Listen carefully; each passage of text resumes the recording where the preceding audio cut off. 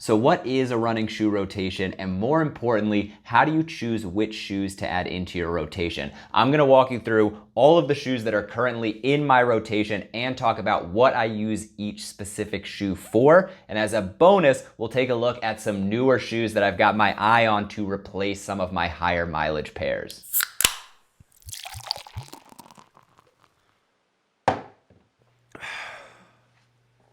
Cheers y'all, how's it going? I'm Ryan, AKA I Run on Beer. I like to run and I love an ice cold beer to celebrate every finish line. Today we're gonna be talking about my current running shoe rotation, starting with the shoes that I'm using for like my slower everyday running, working our way up through some faster paces and even to some race shoes. As you'll see when we go through, quite a few of my shoes are getting up there in mileage and I am looking to replace them. So if you have recommendations, please let me know in the comments below what your favorite go-to pair of running shoes is and what type of runs you're using those shoes for. Before we dive into my specific shoes, I do want to quickly touch on what's the purpose of incorporating a running shoe rotation into your training and how might you go about building out that rotation. So first point why you would want to build a running shoe rotation is basically just to give your running shoes a break to let the foam, the midsole fully decompress after a run.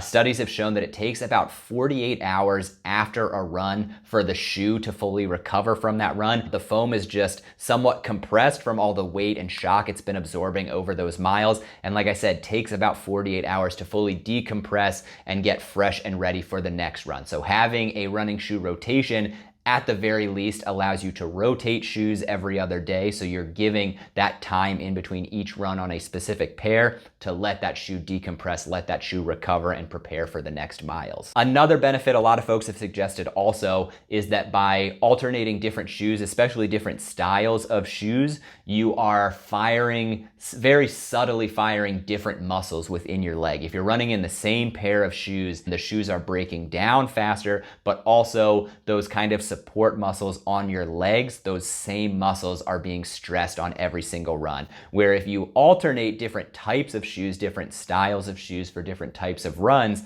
you're giving some of those muscles, even if it's just subtle, a little bit of a break. You're landing a little bit differently each time. So again, you're just changing your stride incredibly subtly, but enough to just let your legs recover a little bit more in between each run instead of continually overstressing the kind of same muscles that you're using the same stride again and again. So that's the goal of using a running shoe rotation. In terms of how you go ahead and start building one out, first just find a pair of running shoes that you really like. And once you find those shoes, the easiest thing to do is if you really just want a basic running shoe rotation is buy a second pair to start alternating with. Again, you're not getting the benefit of running in different style shoes, but at least the shoes themselves are getting a little bit of a break so that you're running on fresh shoes every single time. When I first started building out a rotation, I basically bought a pair, waited till there were about 100 miles on them, and then bought another pair. And that way I'm staggering every time I'm buying new shoes, so I'm not buying a bunch of new shoes all at the same time. That's option one. What I would recommend doing is finding a pair of shoes that you like for slower runs and finding a pair of shoes that you like for faster runs,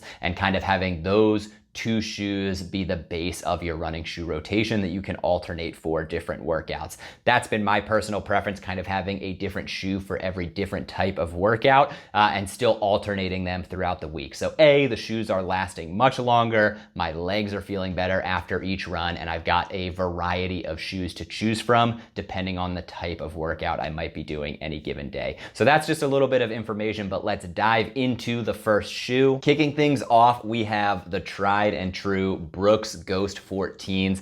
I absolutely love these shoes. You can check out my full review of them. I've been a fan of the Ghosts for a long time, but this is by far my favorite model I've run in. This is a much more plush shoe, much more comfortable. This is what I'm using on those everyday long, slow miles. This has been dominating my training recently, especially as I was training for my previous 100-mile run. Just a lot of time on feet, not worried about speed at all, just worried about long, slow miles, and these were just absolutely perfect. Like I said, incredibly plush midsole on the Ghost 14s, And the upper of this model, just a very sock-like fit, incredibly comfortable, just the right amount of padding to keep the shoe very lightweight, but also nice and snug on the foot. So absolutely love these shoes. These are a pair that are getting up there in mileage. I've got about 330 miles on these right now. I know there is a new model of Brooks coming out on October 1st, the Brooks Ghost Max. So that would be an excellent opportunity to snag the current model, the Brooks Ghost 15, for a significant discount.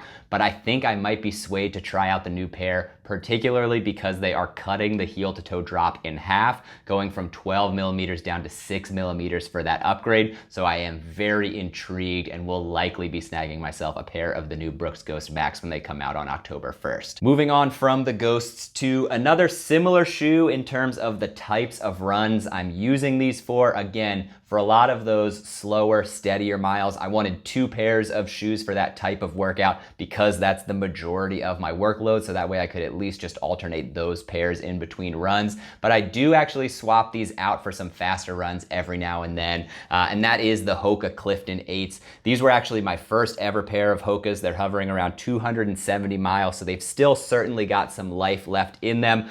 Incredibly comfortable. I do really enjoy them. The reason that they don't have as high of mileage as the Ghost is just because I do tend to gravitate towards the Ghost. You just can't beat that comfort, but the more lightweight, responsive nature of the Hokas leads them to be another great shoe for those slow runs, but I've also used them for some faster runs as well, and I've even used these for a race or two over the last couple months. Again, just to get some balance between a faster paced shoe while not sacrificing the comfortable plush nature of the shoe. So I really enjoyed these. Like I said, these were my first ever pair of Hokas. I recently got to try on another pair of Hokas at the New York City Marathon. At one of their group runs, they were testing out some Hokas and tried on the Mach 5s, which I loved, I would say even more, still just as comfortable as these Hokas, but felt a little bit more responsive. And so thinking about those as a possible replacement in the future, going with the Mach model, but still love these, incredibly comfortable, and actually running in these on the road inspired me to snag a pair of Hokas as my go-to trail shoe when I was training for my last 100 miler. So huge fan of these, and I'm typically just swapping these in and out, running every other slow everyday run with either the Ghosts or the Hokas to give them a little bit of rest between each run. Moving on from the Hokas, we are getting to some faster shoes.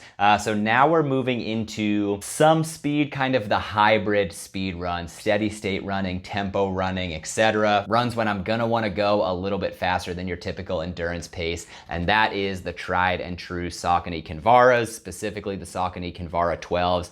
I absolutely love these shoes. I think this is my third pair of Canvaras, if I'm not mistaken. Just absolutely love the feel. They are incredibly lightweight, and I fell in love with them out of the box when I got my first pair of Saucony Canvaras. There is no fat on these shoes. They have cut anything that is not essential to really make these incredibly lightweight, very responsive, very minimal in terms of the amount of midsole that you have, so you feel very connected to the ground.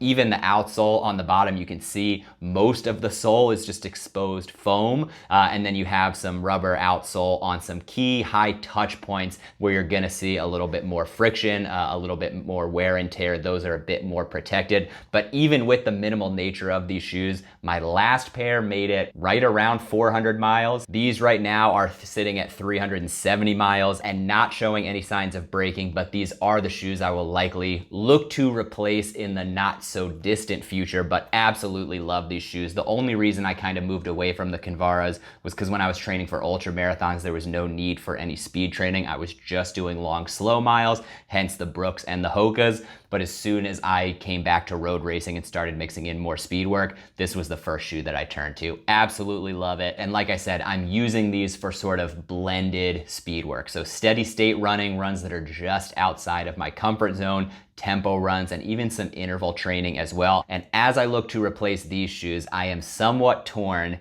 because I saw the most recent model, I think it's the Canvara 14s, got some split reviews because they've added some stack height to the midsole, a decent amount more foam, not too much extra weight at all, but like I said, one of the reasons I love this shoe is the responsive nature while also feeling very connected to the ground as you're running. So I'm a little bit nervous about the extra stack height of the newest model. They also recently released the Saucony Canvara Pros, which is a daily, everyday trainer with a carbon plate, which seems like it's sending mixed messages, but I've also seen some intriguing reviews from those shoes as well. The price point, because of the carbon plate, is a little bit rough, so I think I'm leaning more still towards the Saucony Canvaras, but absolutely love these shoes. Super, super lightweight, super minimal, incredibly comfortable on the foot, and just absolutely love this model. So I'm hoping that maybe with the 14s, it's not too bad. And last but certainly not least, we're moving up to the fastest paced runs and most common race shoe that I'm opting towards.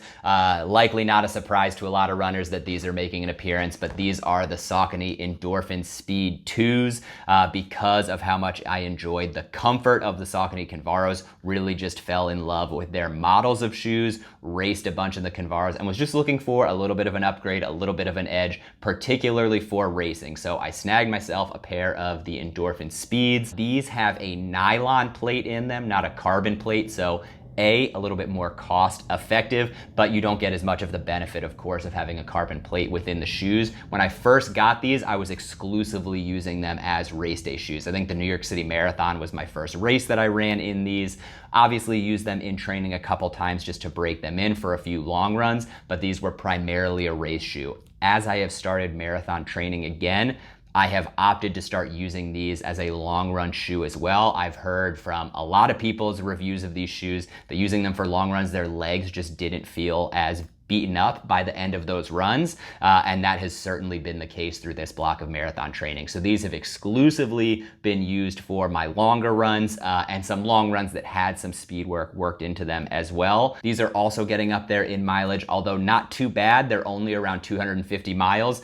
I'm curious how sustainable the shoes are or how long they'll last because of the nylon plate. I know with some of the carbon plated shoes, they break down a little bit earlier than traditional shoes, but so far these are still running strong. I am considering upgrading to just get a pair with a fresh pop for my upcoming Berlin Marathon, but still absolutely in love with these shoes. They are so incredibly comfortable, have helped me through several PRs at the half marathon and the marathon, and have been saving my legs plenty on those long runs as well. So that is my current running shoe lineup. Just 4 shoes in the rotation right now, but I'm usually using about 3 to 4 shoes per week throughout training. Again, making sure that I'm alternating shoes, allowing them to fully decompress in between each run. And as some of them are getting up there in mileage, looking for some replacements. I have continued to come back to Brooks and Saucony over the last couple of years. Just absolutely love the shoes that I've tried of theirs, but recently had the opportunity to test a pair of New Balance Fresh Foams that I liked a lot. I've seen a lot of reviews coming out about some of ASIC's new shoes that I'm interested in sampling as well. I would love to be able to get in a test run in some of those shoes before deciding to purchase them for long-term training, but really excited about some of the shoes that are on the horizon, some of the new models that are out there. And like I said, there's plenty that I have no experience with, so I hope that you will drop a comment down below with what your favorite pair of running shoes is, and most importantly, what type of workout are you using those shoes for. If you enjoyed the video, I hope you consider giving it a thumbs up to help other folks find it, and if you don't already, I hope you will subscribe to the channel. But on my end, Berlin Marathon training is going as well as can be expected. I hope all of those summer miles you've been putting in are paying off. And until next time, I'll see you around. Cheers.